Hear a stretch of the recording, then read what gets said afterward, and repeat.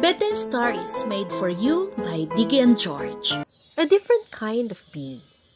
Nellie has always looked different from the other bees. She was born with some extra weight and fluff and couldn't get rid of it. When she was a baby, the other bees nodded on her. But now, they often talk badly about her. Shouldn't she lose some more weight? They often mumbled. Or, she's not working as hard as us other bees. When she heard these mean words, she put on her brave face and smiled. But when she came home, she often cried and wondered if those bees are right. Why is she bigger than the other bees? And why is that bad? One day, it was the first day of autumn. Nellie couldn't take it anymore. When she was waiting in line in the cafeteria, two bees before talked behind her back. She should just stop eating, one bee said. She's eating all her food, the other bee said. Nellie felt a shiver and dropped the plate.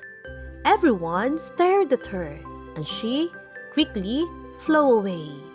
Why can't I be like the other bees? She cried. What have I done wrong? Big teardrops blurred her sight, and before she knew it, she was outside the beehive. It was lunch break, and no bee was working in the fields. Nellie was about to turn around to fly back, but the birds were singing such a lovely song, and the flowers sparkled in the midday light, that Nellie decided to use the lunch break to explore the fields. First, she flew to the ground and noticed small brown animals with tiny arms and legs. They called themselves ants. Nellie thought the world must be frightening if you are that small. But they didn't seem to care, for they were busily carrying breadcrumbs away. Nellie grew tired from watching them working as busily as the bees and decided to fly somewhere else. On a crispy green leaf, she met a ladybug, red and beautiful, but many dots on her back. Nellie asked what they mean, but the ladybug just shrugged and flew away. Next, Nellie flew to a pond where she met the praying mantis. At first, she laughed because the mantis looked like grass. But when the praying mantis introduced herself in such an elegant manner and started to sing, Nellie felt shy and flew away with hot cheeks. She said to herself that she is seen enough for the day and was about to return to the beehive when she saw a bee that looked just like her. "You are as fat as me," she exclaimed. The other bee raised an eyebrow. "You call me fat? That is how bumblebees look like," the other bee responded proudly. "Ah, a bumblebee," Nellie said. "Then, am I also a bumblebee? As long as my eyes are not failing me, yes," the bumblebee laughed. "You poor dear, you don't even know who you are. Look at our fluff," she went through her hair.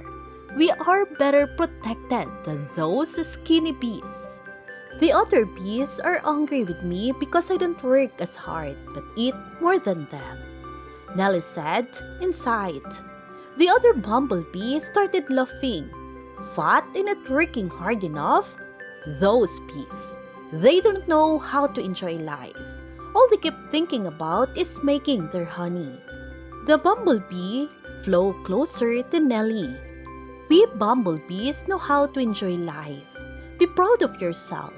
You are perfect just the way you are." "Thank you," Nellie said and smiled.